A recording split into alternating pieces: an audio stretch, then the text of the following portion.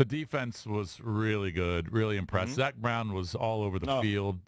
Compton played well. Yeah. Swearinger, all those DBs, Yeah. Fuller with that pick. I mean, they were just prepared. And I was just surprised.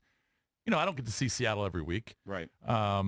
I know Drabby does, but I was just shocked at a Pete Carroll-led team. Pete Carroll coach team would have 16 penalties, especially at home. That just shocked me. Yeah, they just destroyed themselves on first and second down, which of course led to the Redskins being so good on third down defense. I think it was 1 of 7 through the first half, and whatever it wound up, I think 5 of 13 or whatever it was.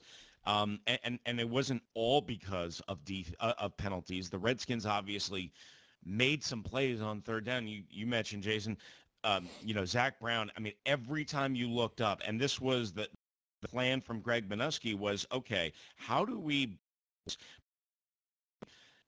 get somebody as fast or at least on the par that Russell Wilson is? Well, we've never had that guy that the Redskins now have in Zach Brown. And no, he wasn't perfect. I mean, he hit him once going out of bounds. He got away with it. He hit him once late, 15.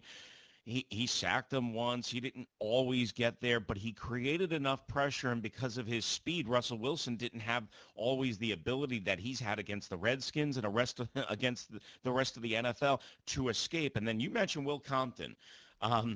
Will Compton almost had 4 interceptions last night. Right. He had 1, but he almost had 4, and for a guy who's lost his starting position, but a guy who's as smart and as instinctual and all the different little intangible stuff as Will Compton, fantastic. And how about D'Angelo Hall? Not only the final play of the game, but that third down pass defense on the first drive of the third quarter was awesome. His leadership, the guy started, he hadn't played in over a year. Yeah, it was unbelievable. It's just great. Yeah. Let's talk about some of the offense, some of the receivers. I mean, they're so banged up. Obviously those 2 big catches late, but it's great. Terrell Pryor got involved a little bit. Yeah. He drew the flag. I still think, though, it's just me. I'm just a dumb fan. Literally, you probably won't find a dumber fan. I still think they use Terrell Pryor the wrong way. I don't know why they don't have him more on the outside, why they insist on everything inside, but I guess that's just how they're going to use him. I mean, you would think, right? Maybe with his size and speed, like you said, the go route that he had on Monday Night Football. I mean, the type of route that Josh or even Brian Quick ran on that game-winning drive. Exactly. It would make sense. Now, the only thing that I would say is, I mean, obviously you don't want to, be telltale and tip and all that stuff and team study tendencies. But the bottom line is when I've seen him run routes, I've seen him not necessarily have a problem creating separation. I've seen him, like, if he runs a little slant or a little, I guess, what would they call it? Maybe a shallow dig or a shallow crawl. It almost seems like he's tentative and choppy with his feet. Whereas if you just let him go at 6'4.5" and 4.38, 4.39 speed, I've seen it in person at field view. I'll be at training camp, in practice, in the bubble at Redskins. That guy can fly.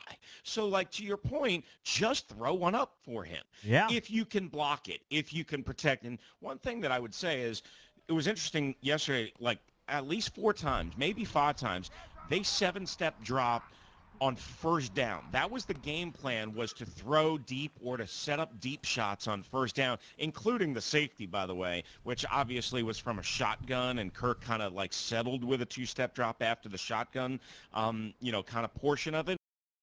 And Julia 7-step. So they were trying to set some of this stuff up. They just didn't have as much time as they needed. Chris, you touched on Brian Quick. He's been a ghost in this offense. He had 1 catch in the opener against the Eagles all the way back on September 10th. 3 catches yesterday on that last drive where he had to track the ball over both shoulders. Does he see more time going forward with a performance like that yesterday? You'd have to think so, Kicks. I mean, like, what else could you want, right? I mean, get him some action. I'm surprised honestly it's taken this long. I know a lot of people have clamored for Maurice Harris. Maurice Harris is fine. Brian Quick, the tape that I watched on him, I know Sean McVay and the Rams gave up on him or didn't try and bring him back as a free agent. And obviously, who am I to say that they didn't know what they were talking about? He hadn't done much up until yesterday. But he's a big body guy who can pluck the football.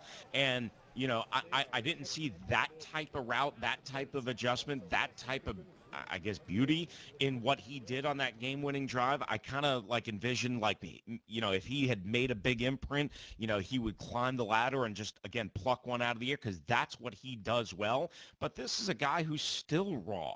This is a guy who's still developing. Give him a chance to go one of those 50-50 balls, especially, obviously, if you're in the red zone area or along the boundary. And instead, they ran him in a certain different way. And obviously, you mentioned the other catches.